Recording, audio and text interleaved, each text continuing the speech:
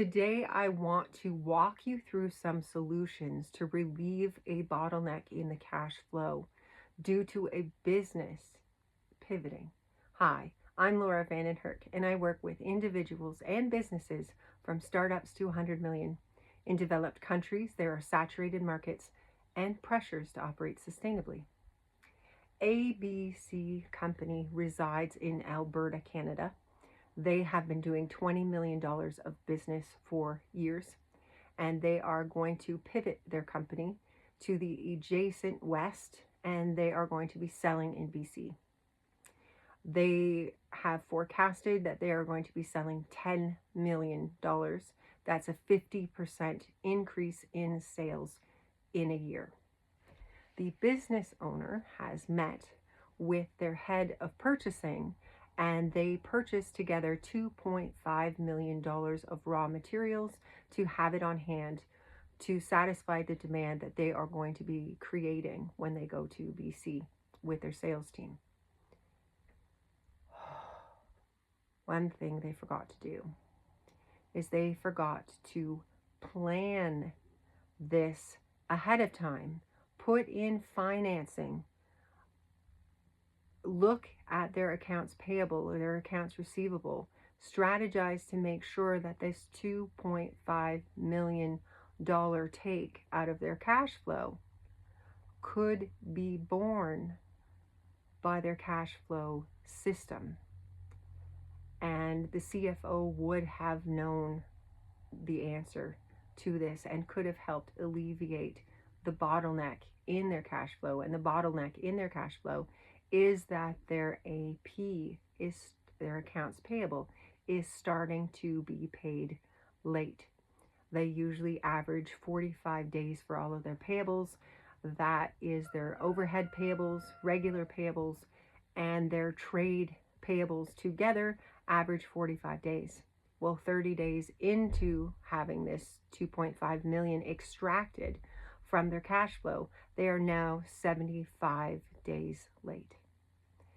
And when you are dealing with trade payables, an increase in the number of days you have outstanding gives those vendors a red flag. What is going on? Why are you paying me so late? We've been doing business for decades, and it could hurt your relationship. So that needs to be addressed. There is the fact that the payables are only going to get later because the CFO doesn't have enough money to release to have all of these payables paid on time, and she forecasts that they are going to be an average of 105 days out if they keep everything status quo. So where can the CFO look for money? They don't currently have a line of credit. They have never needed one. So she could go to the bank and she could get a line of credit, but it takes 30 days, sometimes 60 days to get that put into place.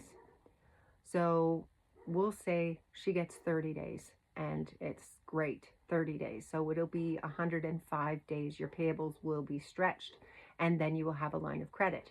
The next thing is to deduce how much line of credit should you have put in place.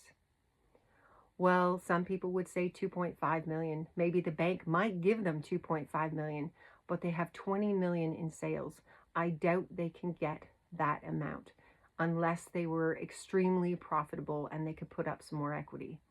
And I would suggest don't put a line of credit or a demand loan that high, and I would say go for $1 million and look to other sources to give you money.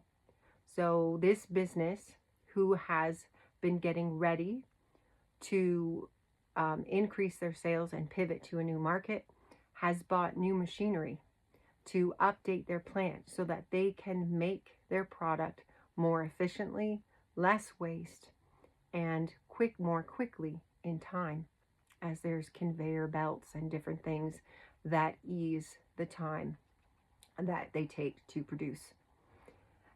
And go to the bank and ask them if they can put a loan on that equipment, not for $2 million that you bought it for, but say $1.5 million. And if you could get that loan over 5 years and the profitability of that company can pay that off within 5 years, and I believe these numbers jive that they can, then that 1.5 and that 1 million makes up that 2.5 that came up, and Bob's your uncle. And in 30 days, you can alleviate that bottleneck. What if the bank wouldn't go for 1.5 and they would only go for an additional 1? And that would mean you still have a bottleneck of 500,000 that's still affecting your trade payables. You could look to your accounts receivable, and you could call the customers that are loyal. Call the customers that you have a great relationship to. The salespeople would be the person to call the customer and ask them, is there any way you could give them a discount, or offering them a discount? It's a one-time only discount. It is to help out during your transitionary time while you are pivoting in your market and growing your sales to BC. And you would give them this so that you could get an injection of cash in your cash flow. And hopefully you would have enough accounts receivable that you could pay your accounts payable more quickly than the 105 days, and you would meet the 2.5 that was taken out of your cash flow. The other source is to extend your credit with your accounts payable, and maybe you should call these people anyway, especially your good vendors that you have had years, decades of a relationship to, and have your head purchasing person call them and say, look, we were pivoting, we made a mistake. Our business is not going under. It's actually the opposite. We are growing, and we appreciate your patience. And we were wondering if we could pay you additional 1% or 2% different reverse of a discount, an interest payment, so that we could have our payables to 105 days. And we shouldn't need to do this again. We are just getting the correct financing into place to help us support our cash flow during this growth.